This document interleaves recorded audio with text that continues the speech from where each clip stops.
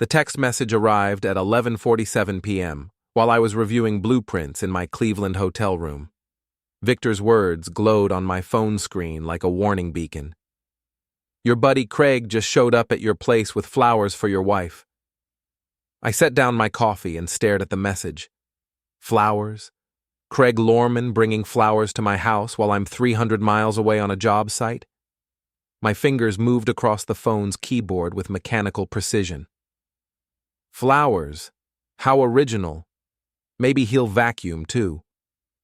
Victor's reply came instantly. Want me to check your doorbell cam? Do it. My name is Grant Hollister.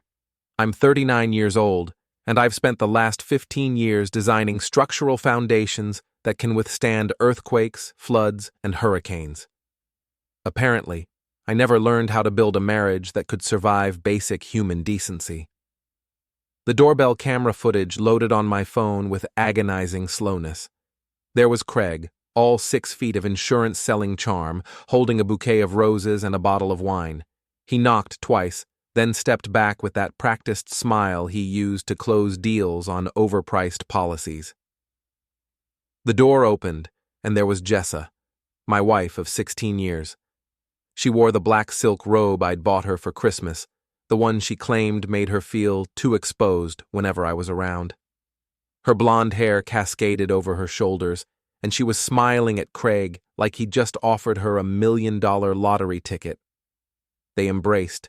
Not a friendly hug, not a neighborly greeting, a full-body, hands-roaming, mouths-meeting embrace that lasted exactly 14 seconds. I counted. Then they disappeared inside my house. My phone buzzed. Victor again. You seeing this? Yeah, I'm seeing it. What's the play, Grant? I leaned back in the uncomfortable hotel chair and considered my options. I could drive home immediately, burst through the door, and catch them in whatever act they were performing in my bedroom. I could call Jessa and pretend I was just checking in, force her to lie to my face while Craig was probably undressing in my hallway. Or I could be smart about this. Victor, you still practice law, right? Family law, mostly. Why? How would you like to help me with some structural demolition? What kind of demolition? The kind that brings down a whole house of lies. I opened my laptop and logged into our joint bank account. Jessa handled most of the household expenses, claiming she was better with money. I'd trusted her, focused on my engineering projects while she managed our finances. The statements told a different story. Expensive dinners at restaurants I'd never been to, hotel charges in downtown Cleveland, spa treatments, boutique shopping sprees, and cash withdrawals that didn't match any household expenses I could identify. The pattern went back 6 months, maybe longer. My phone rang. Victor. Grant, I've been thinking. If you want to handle this right, we need documentation, evidence, a plan. I'm listening. Meet me tomorrow when you get back. Don't confront her yet. Don't let her know you know. We're going to do this properly. Define properly. We're going to destroy her world so completely that she'll beg you for mercy. And then we're going to watch her realize she's not getting any. I smiled for the first time in hours. Victor, remind me why we don't hang out more often. Because you're boring and I'm an asshole. But assholes and boring people make excellent partners for revenge.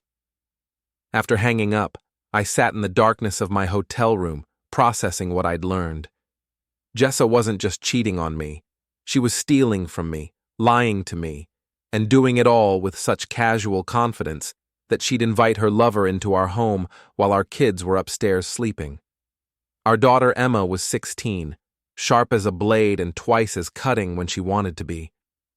Our son Tyler was 12, obsessed with video games and completely oblivious to adult drama. They didn't deserve to be collateral damage in whatever war was about to begin, but they were going to witness it anyway. I pulled up Craig's insurance company website and studied his professional headshot.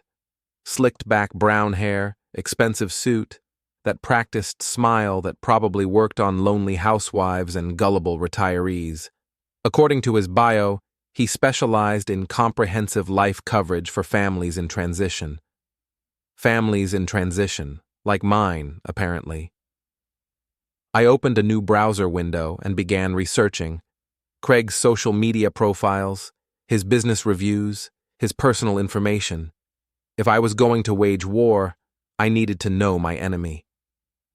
By 2 a.m., I had a complete dossier.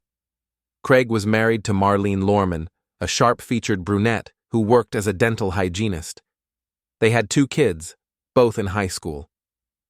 His insurance agency had mixed reviews, with several complaints about aggressive sales tactics and questionable claim handling. Most interesting was a Better Business Bureau complaint from 8 months ago. A client accused Craig of inflating damage estimates and pressuring them into unnecessary coverage upgrades. The complaint was resolved, but the details suggested Craig wasn't above bending rules for profit. My phone buzzed with another text from Victor. Just drove by your house. Craig's car is still there. You want me to document the timeline? Do it. And Victor? Yeah? Tomorrow we start building a case that's going to collapse their whole world. I love it when you talk structural engineering, Grant. See you tomorrow. I closed my laptop and tried to sleep, but my mind kept racing through possibilities. Jessa thought she was smarter than me, thought I was too focused on work to notice her affairs. Craig thought he could seduce my wife and drink my wine in my house without consequences. They were both about to learn that structural engineers understand something most people don't. When you want to bring down a building, you don't attack the walls or the roof. You go after the foundation. I drove home the next morning with a trunk full of surveying equipment and a head full of strategy. The 3-hour drive from the job site gave me time to plan, and by the time I pulled into my driveway, I had the framework for Jessa's destruction. My house looked exactly the same as always. 2-story colonial, beige siding, black shutters, and a front lawn that needed mowing. Nothing about its exterior suggested that adultery and financial theft were being conducted inside its walls. Jessa's white BMW sat in the garage next to my empty parking space. She was home, probably preparing whatever lies she'd tell me about her evening. I parked and grabbed my equipment bags, making enough noise to announce my arrival. The front door opened before I reached it. "Grant, you're home early." Jessa appeared in the doorway, wearing yoga pants and a fitted t-shirt that showed off the body she'd been sharing with Craig. Her smile was perfectly calibrated, surprised but pleased, with just enough concern to seem genuine. "Finished the inspection ahead of schedule," I said, kissing her cheek. She smelled like expensive perfume and guilt. "How was your evening?" "Quiet. Did some paperwork for the gym, watched a movie, went to bed early." The lies rolled off her tongue with practiced ease. "How was the hotel?" "Terrible. Coffee tasted like motor oil, and the bed felt like concrete." I set my bags down in the hallway and studied her face. "Did I miss anything exciting?" "Nothing at all. Just a boring Tuesday night." Emma appeared at the top of the stairs, looking down at us with the judgmental expression that 16-year-old girls perfect like a martial art. "Dad, can you drive me to school? Mom said she's too busy."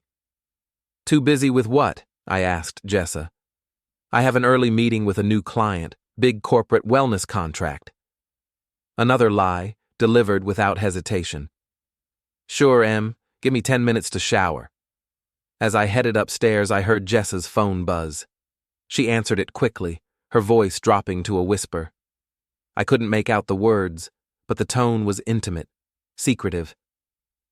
In our bedroom, I noticed details I'd missed before. The bed was made with military precision, but the pillows were arranged differently than Jessa usually left them. A wine glass sat on her nightstand, lipstick stains around the rim.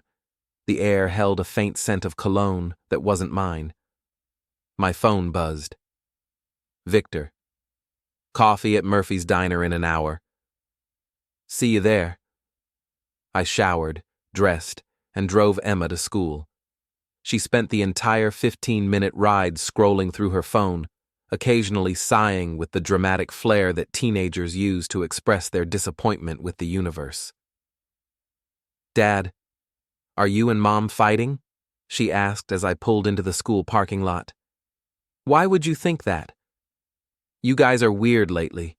Like, you're both pretending everything's fine. But it's obviously not. Emma had inherited my analytical mind and Jessa's ability to read people. It was a dangerous combination in a teenager. We're fine, Em. Just busy with work stuff. She gave me a look that suggested she wasn't buying it, then grabbed her backpack and headed toward the school building. Whatever, just don't get divorced until after I graduate. I don't want to deal with that drama. Murphy's Diner sat on the edge of our neighborhood like a grease-stained time capsule from the 1970s. Red vinyl booths, black and white checkered floors, and coffee that could dissolve paint. It was the kind of place where locals gathered to gossip and complain about property taxes. Victor was already there when I arrived, occupying a corner booth with a clear view of the parking lot. He looked exactly like what he was, a small-town lawyer who'd given up big city ambitions for a steady clientele of divorces, DUIs, and property disputes. Gray hair, sharp eyes, and a cynical smile that suggested he'd seen every variety of human stupidity. "You look terrible," he said as I slid into the booth across from him. "Thanks. That's exactly what I needed to hear." "I mean it. You look like someone who just discovered his wife is cheating on him with a low-rent insurance salesman." The waitress appeared with coffee and the kind of sympathetic expression that suggested she'd overheard Victor's comment. Small towns have no secrets, only delayed revelations. "So," Victor said after she left, "let's talk about your structural demolition project." I pulled out my phone and showed him the bank statements I'd printed that morning. 6 months of unauthorized expenses, hotels, restaurants, cash withdrawals. She's been financing her affair with our money. Victor studied the papers with professional interest. "This is good. Financial misconduct during marriage, clear documentation. What else do you have?" "Doorbell camera footage of Craig entering our house, timeline documentation of his visits, and I'm pretty sure she's been using her gym as a meeting place." "Her gym?" "Jessa manages a boutique fitness studio downtown. High-end clientele, private training sessions, flexible scheduling, perfect cover for afternoon rendezvous." Victor nodded approvingly. "You're thinking like an engineer. Systematic, methodical, focused on structural weaknesses. What's our first move?" "We gather more evidence. Financial records, communication logs, witness testimony. Then we start applying pressure at strategic points. Such as Craig's marriage, his business reputation, Jessa's professional relationships." Victor leaned forward, his voice dropping to a conspiratorial whisper. "We're going to destroy them socially, financially, and professionally. By the time we're finished, they'll wish they'd never met each other." "What about the kids?" "Emma and Tyler will be fine. Kids are resilient, and they'll respect you more for standing up for yourself than for being a doormat." I sipped my coffee and considered the implications. This isn't just about revenge, Victor. It's about justice. Justice is revenge with better public relations. My phone buzzed with a text from Jessa. "Working late tonight. Don't wait up." I showed the message to Victor, who grinned like a shark. "Perfect. That gives us time to install some additional surveillance equipment." "What kind of surveillance?" "The legal kind. Audio recording devices in your own home, GPS tracking on vehicles you jointly own, monitoring software on computers you purchase together." "Is that legal?" "In Ohio? As long as it's your property and your equipment, absolutely." We spent the next hour planning our campaign. Victor would handle the legal research and documentation while I gathered technical evidence. We'd coordinate our attacks to maximize damage and minimize Jessa's ability to respond. "One more thing," Victor said as we prepared to leave. "Are you prepared for this to get ugly?" "How ugly?" "She's going to fight back. Accuse you of stalking, harassment, invasion of privacy. She'll try to turn your kids against you, poison your friends, maybe even claim you're having a breakdown." I thought about Jessa's smile when she lied to my face that morning, about Craig's hands roaming over her body in my doorway, about 6 months of stolen money and stolen trust. Victor, I design buildings that can withstand natural disasters. I think I can handle one cheating wife and her insurance salesman boyfriend. That's what I wanted to hear. As I drove home, I felt something I hadn't experienced in months: purpose. For too long, I'd been passive, focused on work while my marriage crumbled around me. Now I had a mission, a plan, and an ally who understood that sometimes the only way to fix something broken is to tear it down completely and rebuild from scratch. Jessa's car was gone when I arrived home. Tyler was in the living room, absorbed in some video game involving explosions and gunfire. "Where's Mom?" I asked. "Gym stuff," he said without looking away from the screen. "She said she'd be back late." I ruffled his hair and headed to my home office. Time to begin the surveillance phase of Operation Structural Demolition. The recording equipment arrived by overnight delivery, disguised in boxes labeled Home Security System Components. Victor's legal connections had recommended a supplier who specialized in domestic monitoring solutions, a euphemistic way of saying spy gear for suspicious spouses.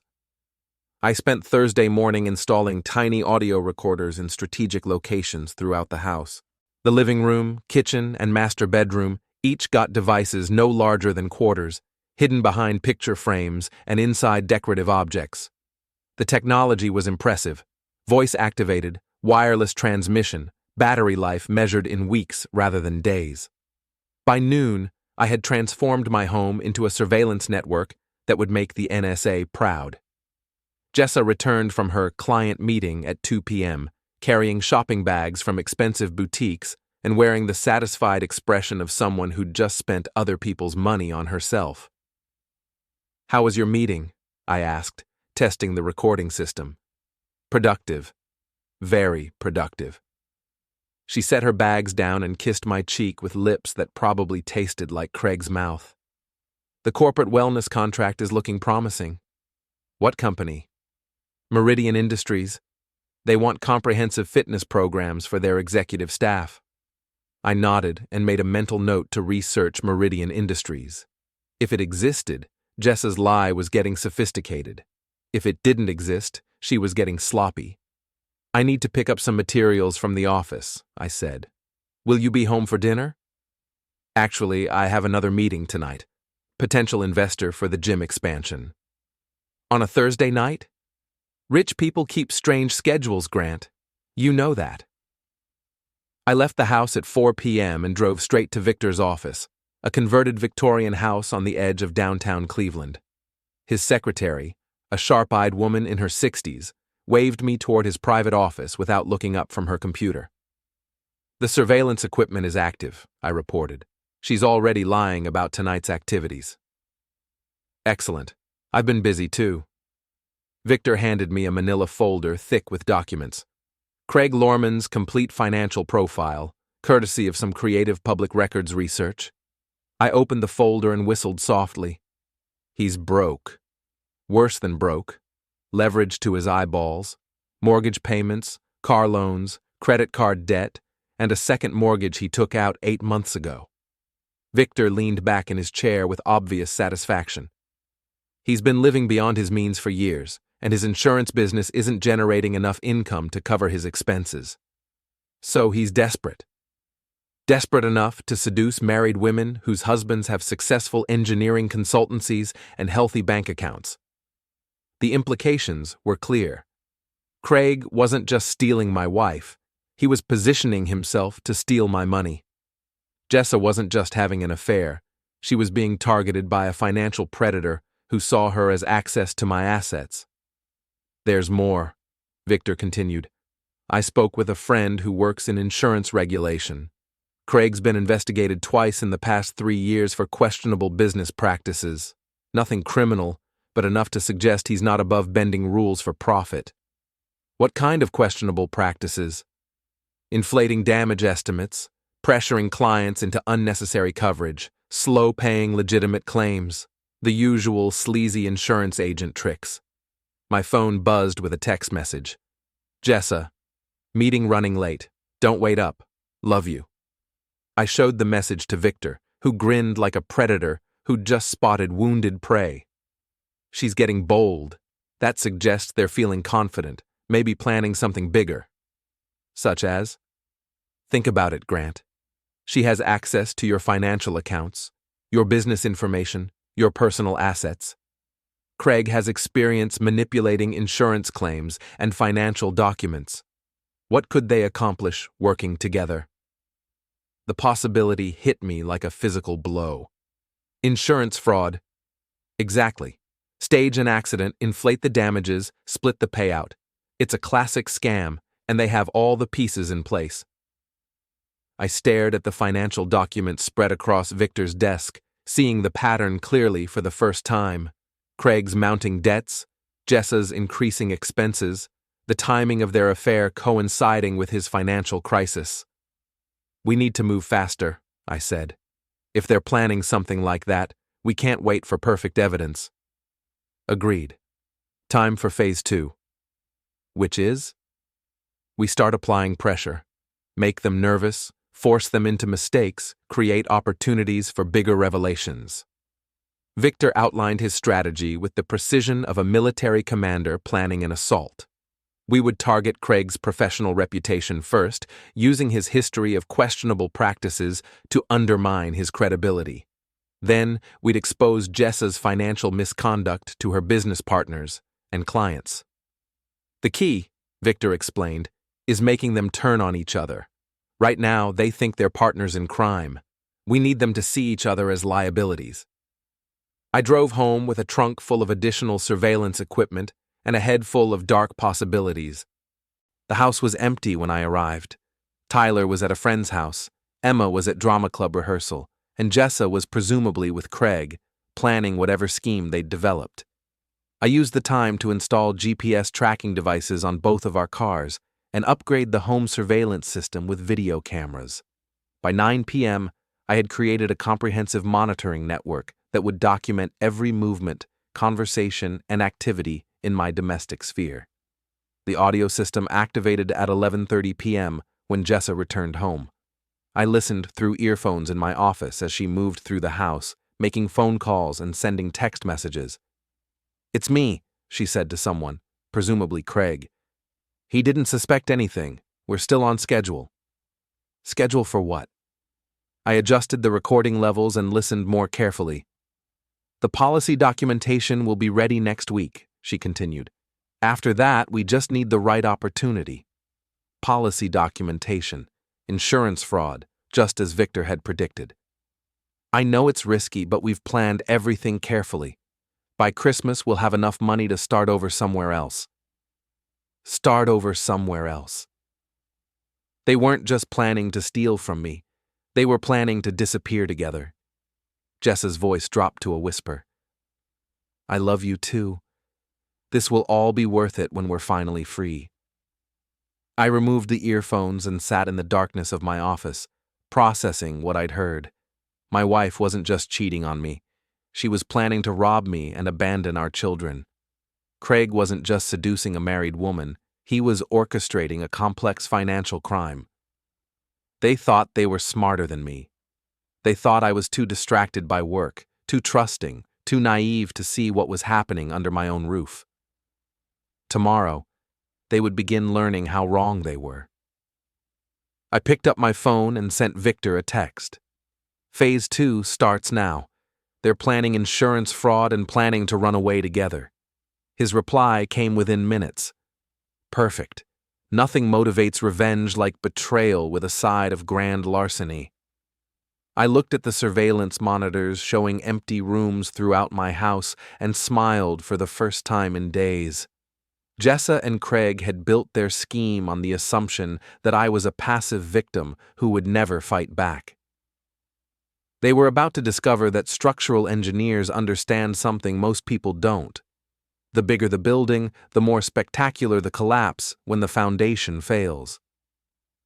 Friday morning brought the first test of our surveillance system's effectiveness. I was reviewing structural plans in my office when the audio monitors picked up Jessa's phone conversation in the kitchen. "The documentation is perfect," she was saying to Craig. Grant will never suspect the policy modifications. I adjusted my earphones and opened the recording software on my laptop. The adjuster owes me a favor from the Henderson claim. Craig's voice came through clearly. Jessa had him on speaker. He'll approve whatever estimate we submit. When do we stage the incident? Next week. I've identified the perfect location, and the timing works with Grant's travel schedule. They were discussing their insurance fraud with the casual confidence of people who believed themselves untouchable. I started the recording and settled in to document their entire conversation. "What about the kids?" Jessa asked. "They'll be at school. Clean and simple, no complications. And afterward? We disappear. New identities, new city, new life. The insurance payout will fund everything." I stopped the recording and immediately sent the audio file to Victor with a text. "They're moving faster than we thought. Next week." His response was immediate. "Time for shock and awe. Meet me at Murphy's in an hour." I found Victor in the same corner booth, but his usual cynical amusement had been replaced by focused intensity. He'd printed transcripts of the recorded conversation and spread them across the table like battle plans. "This is bigger than simple adultery," he said, without preamble. "They're planning felony insurance fraud, conspiracy to commit theft, and probably tax evasion. Can we stop them? We can do better than stop them. We can destroy them." Victor outlined his revised strategy with the precision of a prosecutor building a case. We would gather additional evidence of their fraud planning, document their financial crimes, and then coordinate simultaneous attacks on their personal, professional, and legal vulnerabilities. First, we expose Craig's scheme to his insurance company and the state regulatory board. That ends his career and triggers criminal investigations. What about Jessa? We hit her where she's most vulnerable, her business relationships and social reputation. The gym where she works, the clients who trust her, the neighborhood social network she values. How? Victor smiled with predatory satisfaction. We throw them a block party they'll never forget. The annual neighborhood block party was scheduled for the following Saturday, exactly 1 week away. Every family on our street would attend, along with friends, business associates, and local community leaders. It was the social event of the year, and Jessa had been planning it for months. "We're going to turn her party into her public execution," Victor explained.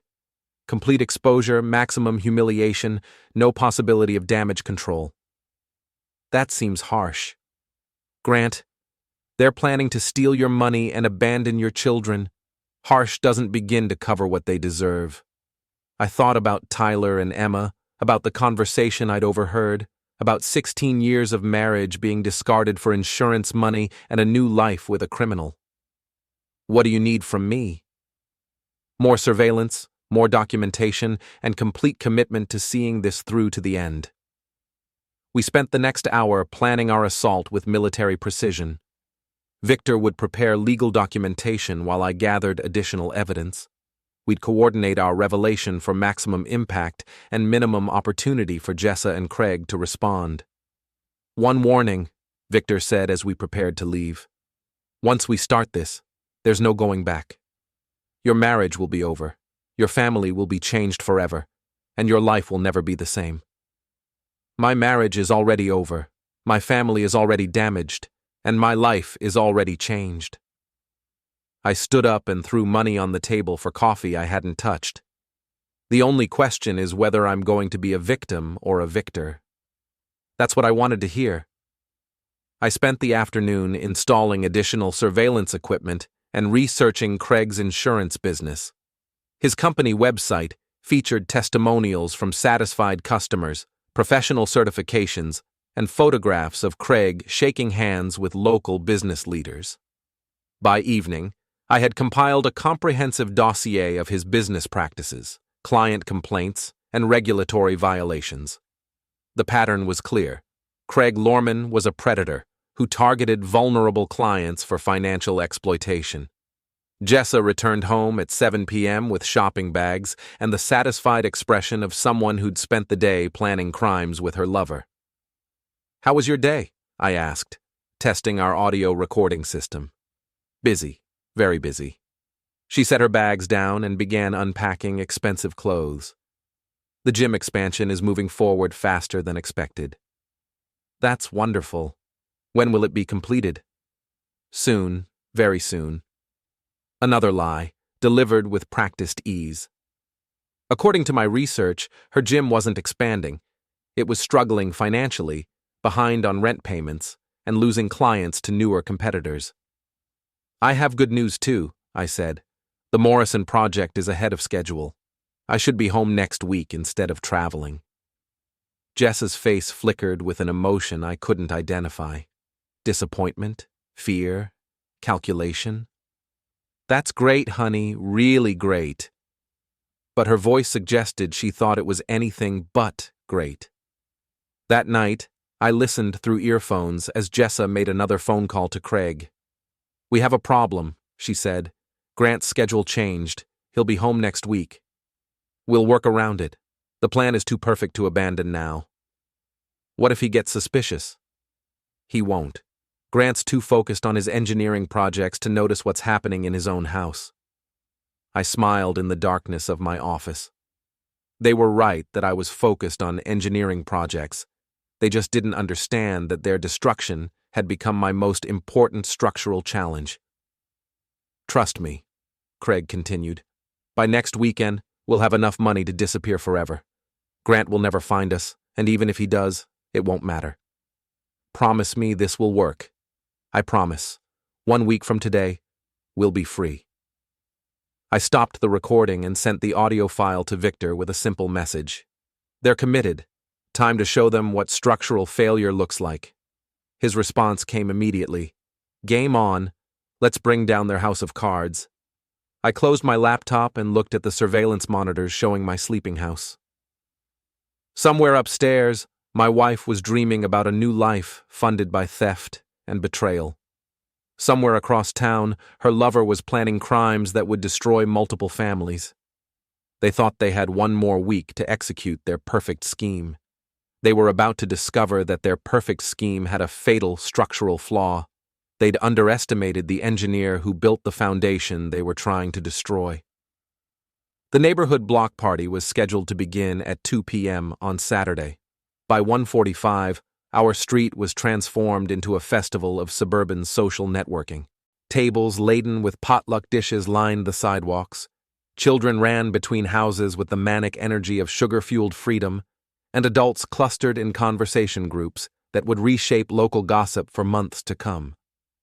Jessa had spent the morning in a state of nervous excitement, arranging decorations and coordinating activities with the focused intensity of someone whose reputation depended on social perfection. She wore a new dress, purchased, no doubt, with money stolen from our joint account, and the kind of radiant smile that suggested she believed herself untouchable. Craig arrived at 2:15 with his wife Marlene and their 2 teenagers. He brought a case of expensive beer and the confident demeanor of a man who thought he was about to become very wealthy. Marlene looked tired and suspicious, as if she sensed something wrong but couldn't identify the source of her unease. Victor appeared at 2:30, carrying a laptop bag and wearing the expression of a prosecutor about to deliver a closing argument. He'd spent the week preparing our presentation with obsessive attention to detail. "Everything ready?" I asked as he set up his equipment near the main gathering area. "Complete documentation, audio recordings, financial records, and photographic evidence." He patted his laptop bag with satisfaction. "By the time we're finished, they'll wish they'd never met each other." The party reached full swing by 3 p.m. Neighbors who rarely spoke during the year gathered to share food, gossip, and complaints about property taxes. Emma and Tyler mingled with friends, oblivious to the drama about to unfold. Jessa moved through the crowd like a social butterfly, accepting compliments on her party planning and basking in the admiration of people who had no idea what kind of person they were praising. At 3:30, Victor approached the makeshift stage we'd constructed for community announcements. "Ladies and gentlemen," he called out, his lawyer's voice carrying easily across the crowd. "If I could have your attention for a few minutes, Grant Hollister has something important to share with everyone." The conversations gradually faded as people turned toward the stage. Jessa looked puzzled, but not alarmed. She probably assumed I was going to thank everyone for attending or make some boring announcement about neighborhood maintenance. I stepped onto the stage and looked out at the assembled crowd. Neighbors, friends, business associates, and community leaders. Exactly the audience Victor had promised for Jessa's public execution. "Thank you all for coming to our annual block party," I began. "Jessa and I have always believed that strong communities are built on trust, honesty, and mutual respect." Polite applause rippled through the crowd. Jessa beamed with pride, still unaware of what was coming. "Unfortunately, I've recently discovered that some people in our community don't share those values." I nodded to Victor, who connected his laptop to the portable speakers we'd rented for the occasion. "Over the past week, I've documented a conspiracy involving insurance fraud, theft, and adultery that threatens not just my family, but the financial security of everyone in our neighborhood." The crowd stirred with interest. Jessa's smile faltered as she began to sense danger. "Let me share with you some recordings of conversations between my wife Jessa and her lover, Craig Lorman, as they planned to steal money through fraudulent insurance claims." Victor pressed play, and Jessa's voice filled the air through the sound system. "The policy documentation will be ready next week. After that, we just need the right opportunity." The crowd fell silent. Every face turned toward Jessa, who had gone pale with shock. Craig's voice followed.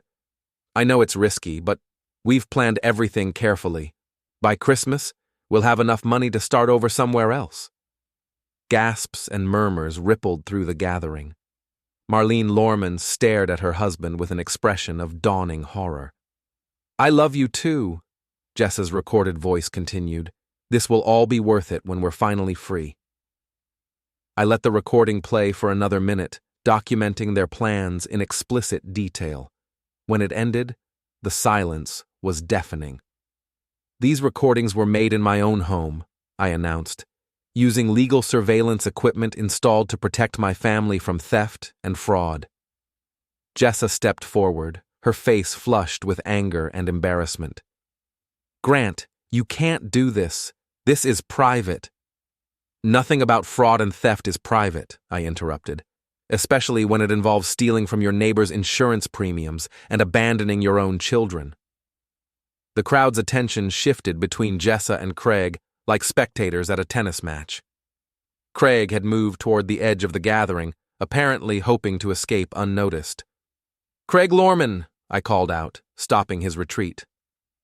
"Would you like to explain to your wife and neighbors how you plan to steal insurance money to fund your new life with my wife?" Craig's face went through a spectrum of emotions: fear, anger, calculation, and finally, desperate bravado. "You're crazy, Grant. This is harassment." "This is justice," Victor interjected, stepping onto the stage. "And we're just getting started." He opened his laptop and displayed financial records on a portable screen we'd positioned for maximum visibility. "Craig Lorman's insurance business is bankrupt," Victor announced. "He's been using fraudulent claims and inflated estimates to steal money from clients and insurance companies for over 2 years. The crowd pressed closer to see the evidence. Marlene Lorman pushed through the gathering until she stood directly in front of the stage. "Is this true?" she demanded, staring at her husband with fury that could have melted steel. Craig opened his mouth to respond, but Victor continued his presentation. "Jessa Hollister has been stealing money from her family's joint accounts to fund her affair and support Craig's failing business. Bank records show over $30,000 in unauthorized withdrawals and suspicious transactions." More gasps from the crowd. Emma and Tyler had moved closer, their faces reflecting confusion and dawning understanding of what was happening to their family. "Furthermore," Victor continued, "they plan to stage a fraudulent accident next week, collect insurance money, and disappear together, abandoning their spouses and children. The crowd's murmur grew louder, angrier. These were people who worked hard for their money, who paid insurance premiums, who trusted their neighbors and business associates. Fraud and theft weren't abstract concepts to them. They were personal attacks on their community and values. Jessa tried once more to regain control. "This is all lies and manipulation," she called out. "Grant is having a breakdown. Play the rest of the recording," I told Victor. Craig's voice filled the air again. "Trust me. By next weekend, we'll have enough money to disappear forever. Grant will never find us, and even if he does, it won't matter." That was the breaking point. The crowd's murmur became an angry buzz of conversation. Neighbors who had trusted Craig with their insurance needs stared at him with betrayal and rage. Friends who had admired Jessa's success looked at her with disgust and disappointment. Marlene Lorman climbed onto the stage and grabbed the microphone from my hand. 22 years of marriage, she announced to the crowd. 22 years of supporting his business, raising his children, and trusting him with our future. And this is how he repays me. She turned to face Craig directly. "You're not just a thief and an adulterer. You're a coward who was willing to destroy 4 families for money." The crowd erupted in applause. Someone shouted, "Call the police!" Another voice added, "Call the insurance commissioner!" Craig made one final attempt to escape, pushing through the crowd toward his car. But our neighbors weren't inclined to let him leave. A group of men, including our mailman, a retired police officer, and the high school football coach, surrounded him and suggested he stay to answer questions. Jessa stood frozen in the center of the gathering, her social reputation destroyed, her crimes exposed, her future plans shattered. The woman who had spent months planning the perfect block party had become the centerpiece of her own public humiliation. "Ladies and gentlemen," I announced, reclaiming the microphone, "I want to thank you all for your support and understanding. The evidence we've presented today has been forwarded to the appropriate authorities, including the police, the Insurance Commission, and the FBI's Financial Crimes Unit." More applause, louder and more sustained. "Justice will be served," I continued, "and our community will be protected from people who think they can steal from their neighbors without consequences." The crowd began to disperse, but not before dozens of neighbors approached to offer support, share their own suspicions about Craig's business practices, and express their disgust with Jessa's betrayal. Victor began packing his equipment with obvious satisfaction. "That," he said, "was even better than I hoped." I looked around at the remnants of what should have been a celebration and saw instead the debris of destroyed lives and shattered relationships. Jessa sat alone at a picnic table, staring at her hands. Craig was surrounded by angry neighbors and Marlene's furious questions. Emma and Tyler stood together, processing the reality of their parents' failed marriage. "It's over," I said. "No," Victor corrected. "It's just beginning. The criminal investigations, the divorce proceedings, the civil lawsuits, that's all still ahead. But for me, the important work was finished. I had exposed the truth, protected my assets, and demonstrated that structural engineers understand something most people don't. When you want to bring down a building, you don't attack the walls or the roof. You destroy the foundation, and everything else collapses on its own." 6 months later, Craig Lorman was serving 18 months in federal prison for insurance fraud. Jessa had moved back in with her parents after losing her job, her reputation, and half of everything we'd built together. Emma and Tyler were living with me in a house that finally felt like home again. I never saw Jessa or Craig again after that Saturday afternoon, but sometimes, when I'm working late in my office, I think about the block party that ended their criminal partnership and changed our neighborhood forever. Justice, as Victor had said, is revenge with better public relations. And sometimes, when the foundation is rotten, the only solution is complete structural demolition.